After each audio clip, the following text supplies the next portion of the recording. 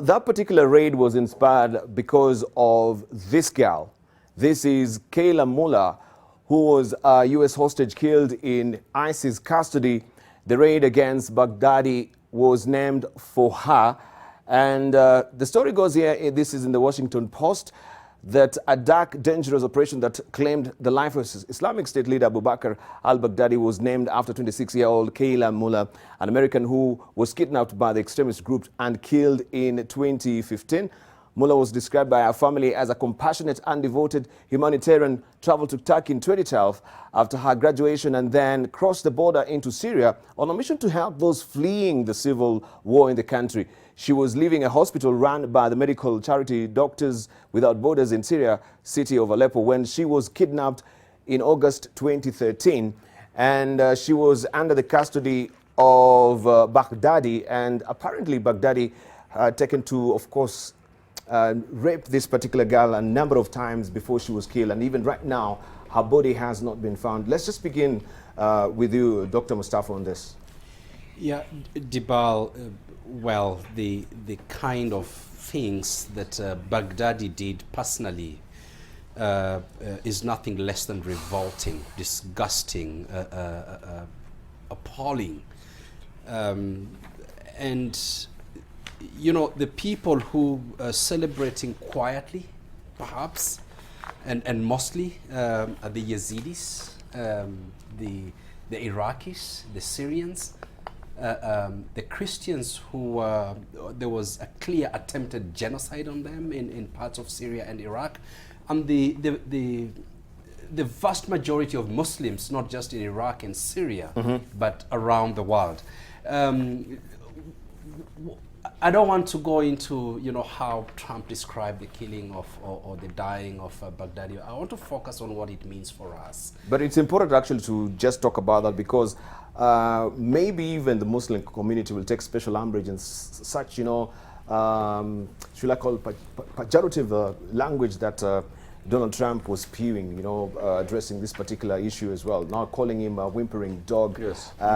From the Islamic community, I think when you speak in such a derogatory terms, absolutely, you don't really take it kindly. Not only the Muslim. So the question is, will this really embolden, you know, some of the sleeper cells are still there because they want to revenge, because to them they take Trump as the great Satan. Yeah, I mean, you're taking, Trump is just being Trump. Trump, I expected him to speak like that. I remember when Osama bin Laden was killed and the way Obama actually took, even the way he was sitting, he left the military generals in the front seat. Trump was there. He was the one, I mean, well, he's the commander-in-chief, but you know, this is an intelligence-led military operation. It's not even a purely military operation. It's pretty much intelligence-led special forces operation in Barisha area. First of all, in terms of the issues that brought rise, or rather that made ISIS to come and rise, are still there. the political situation, the ideological underpinnings of ISIS, when we talk about the radical Islamists, a violent Salafist, twisted ideologies, are still there. So killing Baghdadi, it doesn't make much of a difference. Already ISIS was without territory. I know Hashi, and this is where I know you say that it makes a huge difference. Yes, it does, but operationally, no. This man was basically in a cave. ISIS has been without territory, now without a leader. You have now the other, because of the conditions are still there, ISIS in West Africa, ISIS in the Middle East, ISIS in the Horn of Africa, and now a new front opening right in our back door here in Central Africa. ISIS in Central Africa, they are still there. And these leaders are taking more responsibility cut off from the command and control center, and that is Baghdadi. In terms of who's more dangerous, and I know this is the debate we're talking about, Osama bin Laden or al-Baghdadi, and I can tell you for a fact that Al-Qaeda is a much more strategic, dangerous terrorist organization. ISIS just came, you know, like when you put is it Andrews or Eno in a glass of water and it just comes up and then goes down.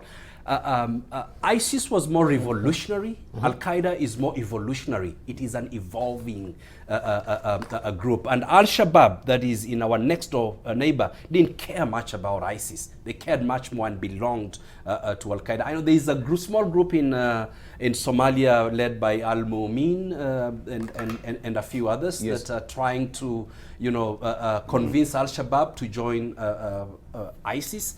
But that has not really gained traction in Somalia itself.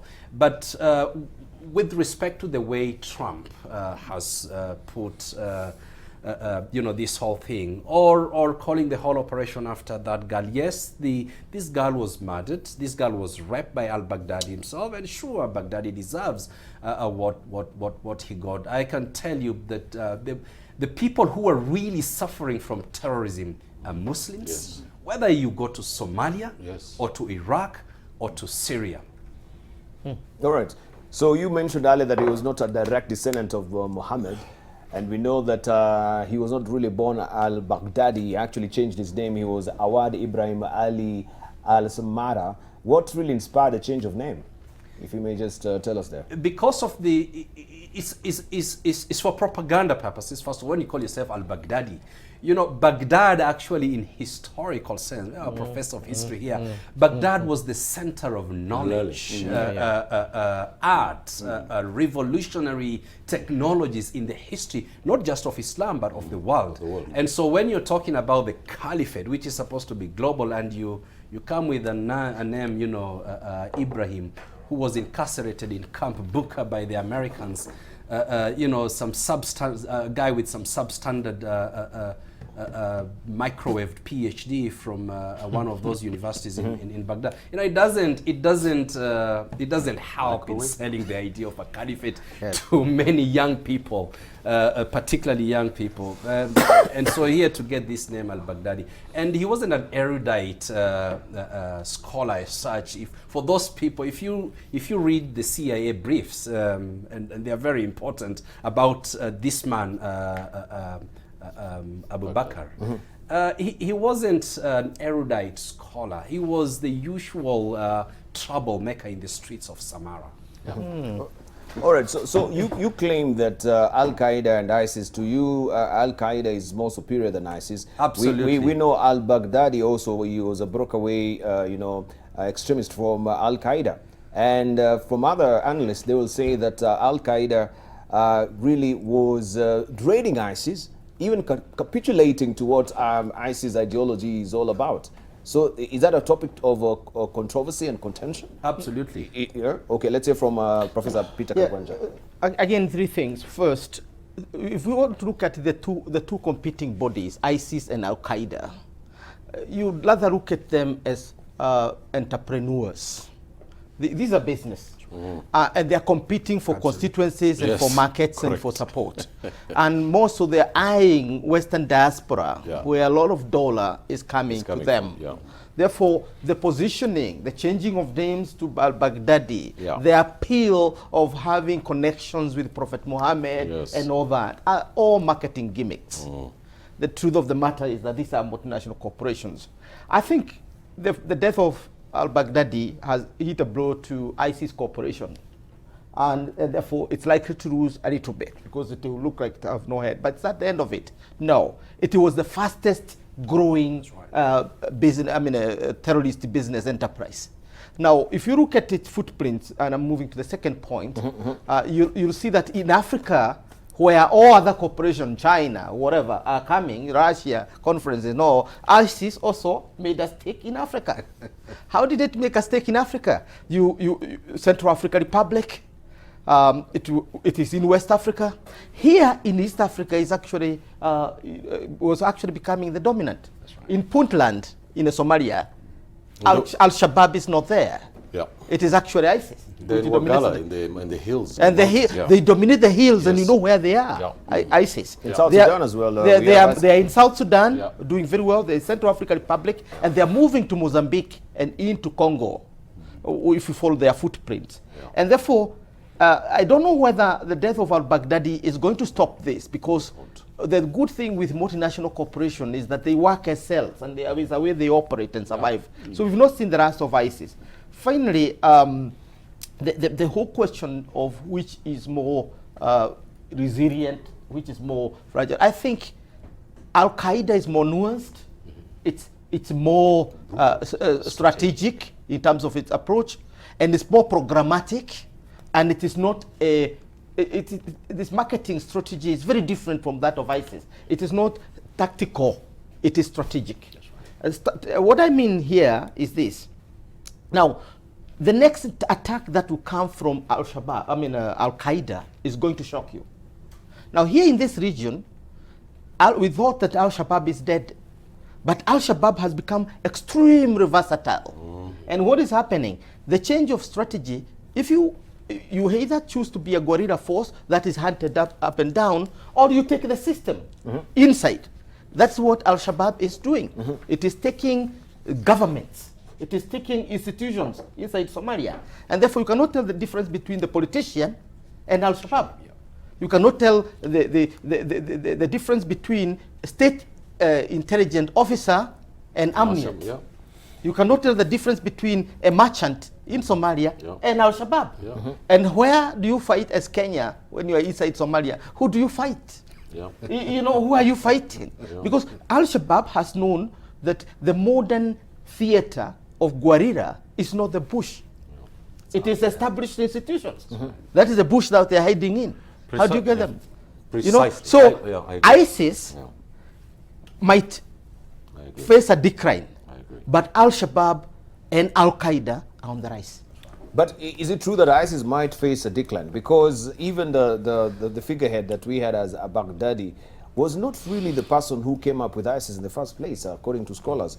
Because they say it is important to realize that ISIS as an organization was formed not by Abu Bakr al-Baghdadi, but instead was formed in large part by former Iraqi security officials, mid to high-level Ba'athist party members dismissed from Saddam's military and intelligence operation following the 2003 US-led coalition invasion of Iraq. These men were angered over losing prestige, power, and they were determined to take it back. During that time, Abu Musab al-Zarqawi's Al-Qaeda in Iraq was the most potent spoiler of a US-led coalition invasion of Iraq, making it impossible for the temporary occupation forces to deliver peace and security. So scholars argue that as far as ISIS is concerned, this will not really dent, you know, the operation at all, because they were intact even before Baghdad really came. About when this ISIS developed in Iraq, you were interviewing me with Kwendo Panda, and we were probably the first people to ring the alarm bells and say, look what's happening in Iraq. The state has been taken over, Syria has been taken over, and there's going to be a huge consequence for us here in East Africa. And lo and behold, this is true, the consequences are here with us. And you're absolutely right. At that time, we said that it is the Iraqi army. The United States made a huge blunder when they went into Iraq. They disbanded the political, economics, military structure of the country, which was the Ba'athist military system. And once you disbanded that, you had nothing to replace it with, because there was no other ready group to fill the vacuum. So the Iraqi army just went out into the desert, into Anbar state, into all their home states, and waited for the American military to come in. And they used, Professor Gwanje is alluding to, you know, tactical guerrilla, which has caused havoc on the American army. The American army today is leaving the Middle East, except for the oil patches, as Trump says. But they're leaving. And if they leave that, the oil patches will also not be safe. So I think that the problem with intervention in the Middle East is the problem. How do you intervene? When do you intervene? And should you intervene? Intervening in countries that were created by the European mind, I spoke about the Sykes-Picot Agreement, in which lots of ethnic groups have been put into one country, and the project of nation building is not working. This causes division. If you add intervention, if you add geopolitical problems, it's a tinderbox about to explode. the third point and the last point before I give it to my learned friend on the right is, what is the impact of this on us, Debal, on East Africa and on Africa? I mean, this is the important issue here. And that's in this country called Somalia, where Mr. Koganja works in, where everybody else here contributes to, and I've done a lot of work in. I think that it's about time that we stop concentrating on Mogadishu for a solution, in my opinion. For dog in years that we have been looking at this country, we've been saying that Mogadishu, Mogadishu, Mogadishu. I think that we ought to start adding to Mogadishu the towns of Garowe and Hargeisa, which are two regions who have also, one of them has declared independence. That's a non-starter. That's not going to be acceptable to anyone. Puntland is correct in saying that it's a regional government and that it's waiting to get a central government that works, that their, I think, political position is correct. And I think that we have to engage the leaders in these two places, including Mogadishu. And Kenya has to start bringing these people in to Nairobi and start talking to them. It is not right for us to put troops, money, and our foreign minister traveling to Juba every day while we're not doing that for Somalia. Then people are going to start thinking, you know, that you know, this is an unfair way of doing foreign policy. And we know that the $1 trillion economy that's going to come from Somalia in the next 10 years from oil and minerals is going to benefit us. It will kick unemployment out of our country because we can send 300,000 men and women to Somalia to do the jobs that are needed. Yeah. Right, Nomi Dambra. To build the whole world need moral leadership. The world is vibrating, whether it is South America, whether it is Singapore, whether it's Lebanon, whether it is Saudi Arabia, whether it is vibrating. And so it is a fertile ground for Al-Qaeda, for ISIS, for Al-Shabaab, you know, to continue growing. And therefore, ISIS is not dead. ISIS is going to germinate and continue in this environment. America has basically has moved offshore to the Caribbean, and they're using aerial bombardment. And so the whole place is left for Russia. Is Russia going to play the balance role at the moral leadership to bring the Middle Eastern together? I doubt it at present time. And therefore, what is happening is General Powell, the Joint Chief of Staff, made it very clear in several points. Wherever you start a war, have very clear objective. You must put an overwhelming force, and you must have popular domestic support. And lastly, you must have clear exit strategy. Now, Trump went to fight ISIS. Then all of a sudden is guarding the oil field. It's seizing the oil field, and therefore it creates nightmare, legal, logistical, and political problem in the Middle East. That's what America going to be known for. So we have really a spread out of problems all over the Middle East, and you can't see the end to it. You can't see where it begins and where it ends. And therefore, I agree with my colleague here, I see to the left, we must guard Kenya. We must focus on the best interest of Kenya. Somalia is a problem. We must work and put all our effort to stabilize Somalia and work with them in order to secure this country. Right, let's just also hark back into history and looking at the Muslim Caliphate. The Muslim Caliphate was abolished by Turkey in 1924, and al-Baghdadi announcement that he had recreated it gave credibility to its movement in the eyes of thousands of jihadists around the world.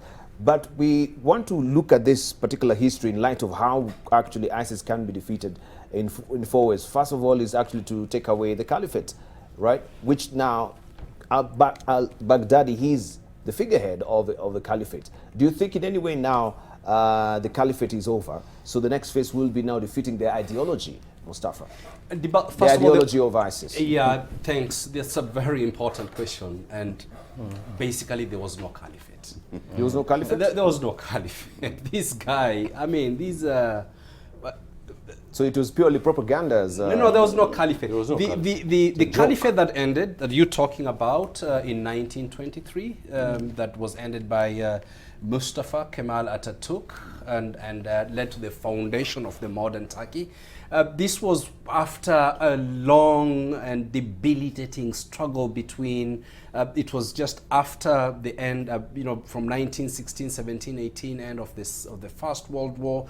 The Sykes-Picot agreement that Hashi is talking about, that had been a secret agreement signed between the French and the British, really disadvantaged the Arabs. The Arabs were asked by the British and the French to actually revolt against the Ottoman. This is part of the reason why the Ottomans lost in the war and in fighting along the losing axis of Germany, Germany at that time. The Arabs were promised that they were going to be given independence and the land, including Palestine, and this is where we have a lot of challenges today, Dibal. So when the Ottomans were defeated, the Allies had prevailed, the Sykes and Picot agreement signed, Arabs were not given what they wanted. Turkey, or the Ottoman Caliphate that you're talking about, had to now be abolished. And they are set in motion, the emergence of newly independent states, the challenge of, around the same time with the Balfour Declaration, 1917, and then 1919, something that we don't usually talk about so much. At that time, the League of Nations in San Francisco, they actually agreed on a formation of a Kurdistan state, but that also, the Sykes-Picot agreement rubbished that. And that's the challenge that we're having today in the whole of Middle East. The caliphate, as in it, the conditions are not there for a caliphate. And I don't think there will be conditions for a caliphate. So anytime soon. Anytime soon. These are just guys who are coming up. They are very greedy for political power, for money, and for influence. And that's why, and they know what nerves to touch, what to mobilize. And this is the ideological issues with regard to the Khilafah or the Caliphate. Many people have done that. Even this, you find so many young people running around with, they don't understand really the politicization of religion and religionization of politics that that took Europe from 11th, 12th, 13th century with the Inquisitions, the Crusades that came after that messed Europe. And this is the mess that we have been seeing in the Middle East. So good riddance. And this debate about the caliphate should not really be something that we should actually be entertaining. I know there's propaganda, Dibal, and people are confused by this debate, but we ought to put light, we ought to shed light on this kind of debate in a way, as you have raised actually throughout this program, that is going to inform, that is going to make sure that people are not susceptible to this propaganda. Very sophisticated propaganda from ISIS, Al-Qaeda, and other groups. All right, so no caliphate, take away the leader. I think that was the next step. First of all, do away with the caliphate, take away the leader, of which they've done with Baghdadi. Then address the issue of ideology. Let's hear from Peter Kagwanja. I think for those of us who are more wended to the idea, to the history of ideas, and how the rise and fall of ideas, I think we've not seen the last of ISIS. It might metamorphose into something else. But I mean, even if you declare ISIS dead today, you're going to get another ISIS. Why? It is now Chomsky, the American scholar, who talked about militarism. And he was talking about militarism when America started going to Iraq arbitrarily and unilaterally. And that brought militarism, which is basically the belief that you can get everything by having every power. In other words, might is power. And I think that the rise of that ideology had a counter-reaction from the Islamic world, the Islamic militant, that you mean it? Might is power, then we will respond to your power by militarism. And it is not a surprise that ISIS and Al-Qaeda are getting support in areas which have a long history of militarism of indigenous nature. Take the case of the Horn of Africa. Ethiopia, Somalia have long histories of militarism. I mean, in 1960s and 70s, the two countries were basically spending about 70% of their budget on the militaries, Yes. building huge militaries. And therefore, ISIS and Al-Qaeda are riding on this militarism. That is what is giving wings to the ideologies. The ideologies will continue to exist. In Egypt, we have the brotherhoods. Elsewhere, we have, I mean, Indonesia, in Malaysia, all these people, we have Islamic militants. But what is giving wings to ISIS and Al-Qaeda is the entry of American militarism into these regions. And therefore, we have counter-militarism riding on these ideologies and distortions of the same ideologies. I mean, as Mustafa has, Dr. Mustafa here indicated, al-Baghdadi basically rode on a myth that, you know, a lot of myths put together into one, what I'm calling a corporation, a marketing kind of a gimmick for a corporation. And his going does not mean that there's not going to rise another one, but riding on the same militarism. In other words, the question is, can we replace this military mindset with a democratic mindset? Can we replace it with some more humane approach to politics? And that way, you're going to deal with issues of Islam. What Trump has done, that kind of chest thumping, saying we have done it, we've done it, is basically going to embolden those who have remained behind. And you're likely to get a more subtle, more effective, and more strategic leader than Baghdadi. So we are looking forward to getting a more strategic leader of ISIS. We pray we don't. God forbid. God forbid that we do. I think probably are we doing our last comments now? Just go to you. So, Debal, I can see that our time is running out, and we have spoken about this Baghdadi issue. All right. No. Before you just try to take the conversation on another tangent, I just wanted to ask, especially when we see this particular lady, we can see that is Kayla, and also on the side there we have Andrew Branson. I'm wondering about how, you know, Kenyans, and compared to the maybe Western world, we normally care even for one person that is going missing or has been taken hostage by, you know, a foreign country. Look at Branson. This was a pastor in Turkey who really drove a wedge between Turkey and the US, and we had sanctions until US actually, we have put heavy sanctions on Turkey to make sure that Pastor Andrew Branson is released, because he was actually in jail because of you know, trying to, you know, proclaim his faith in Turkey and being a pastor there, which was not really auguring well with the government. And then we have Kayla Mullah here, who also was a missionary in Syria and captured by ISIS, being raped by Baghdadi and killed. Right now we don't even have or know where her body is. But the thing is, the whole operation was for Kayla. And they will move, you know, the whole country to make sure that one American, he is secured wherever he is, the safety of one American. Here in the country, we saw 40 policemen, you know, being killed, who were killed actually in Baragoy, and they were rotting in the thickets for even one good week. How do we put much premium to just one soul as a country, as we can learn from these other, you know, advanced societies like America? Well, I think that you should change your government regularly. If your government does not help you do the things that are supposed to be done, the citizens have a responsibility to change the government and put in individuals who are going to look after the common weal. This country, we have started on that process. We are trying our best to make sure that we get a political process that starts looking at these things. But Debal, on a serious note, I saw what you put there on the screen, and this is a tragedy, you know, when it's an individual and the faces are familiar. But Debal, you know, the quantity of the suffering that has happened, has not happened to Americans, Debal. It has happened to Syrians. It has happened to Iraqis. It has happened to the people of the Middle East. Millions and millions of refugees are walking and moving around in the Middle East because of these conflicts.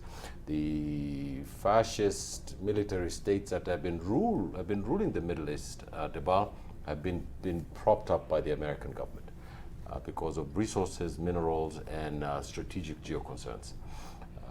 You know that in Egypt, President Sisi lost an election and he took power by force.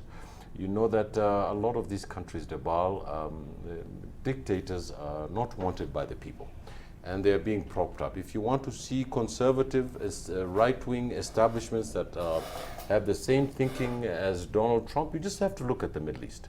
So we will continue to be in these problems as long as the popular aspirations of the people of the Middle East are not coming out and are being suppressed. You have seen Debal in Tunisia, it's come out. In Algeria, it's come out. Look at Libya, look at Syria. It is these Arabs, these Muslim people who have suffered because of the problems that politics has produced there in the last 50 years. And on the last note, I don't think that about the discussion on caliphates and Shabab and all these other groups, Debal, we oppose them ferociously and we want to defeat them. But you see, there's a danger. There's this danger of pinning these terrorist groups with a faith of 1.5 billion people.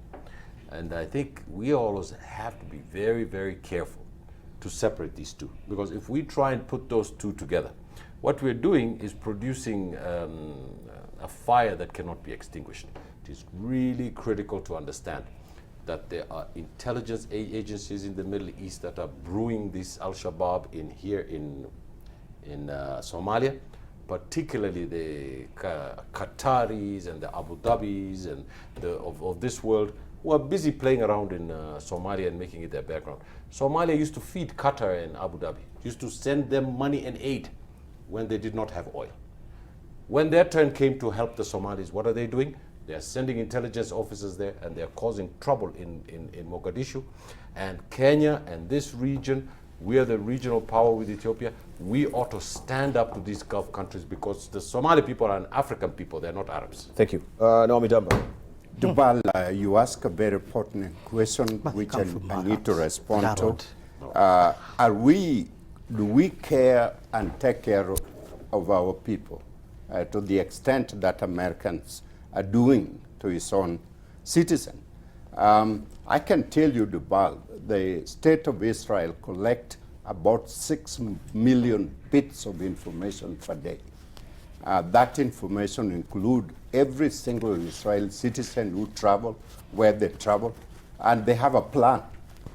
So for one kidnapped or whatever happened, they have a plan on how to make sure that person is secured, brought back, to Israel on a given time. Do we think about that? Is that behind the bureaucrats that managing our system? I can tell you, Dubal, we need a really realignment of a new mindset to reach that point we're talking about. And it's a very important point because we need to care about our people, about every citizen. All the soldiers, the bodies that return to the country in a body bag need to be met with honor. We need to bury them with honor. We need to care about any Kenya citizen kidnapped or lost somewhere. We need to show the kind of interest and commitment that these other countries are showing. And so America, if you take Trump versus Barack Obama was focusing on the American people, not on himself as commander-in-chief or anything else. This fellow is focusing on himself. He wants to appear commander-in-chief. He wants to change the narrative of the political situation. He wants to take opportunity to do that. But in general, the American take care of its people. And I've tested it when I traveled with students outside the United States. Thank you. Dr. Mustafa, your closing remarks, 10 seconds. Dibal, I was hoping that we would have time to discuss Russia and the recent summit, but Yes. let's bear in mind that the international system society is atomizing, where the international organizations are increasingly being marginalized.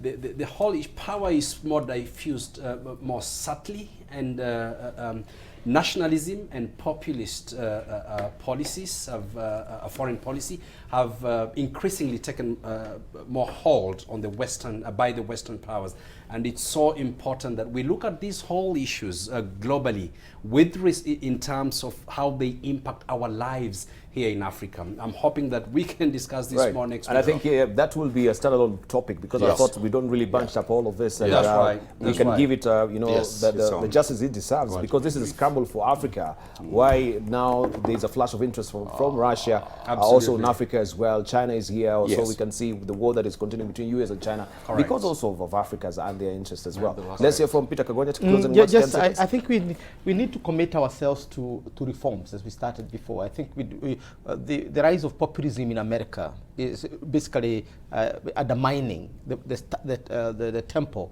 with which we were undertaking democratic reforms. And we are seeing the rollback of that in terms of rising autocracy. That's what we're talking about Uganda, the growing kind of militarism as we're going to see in Somalia.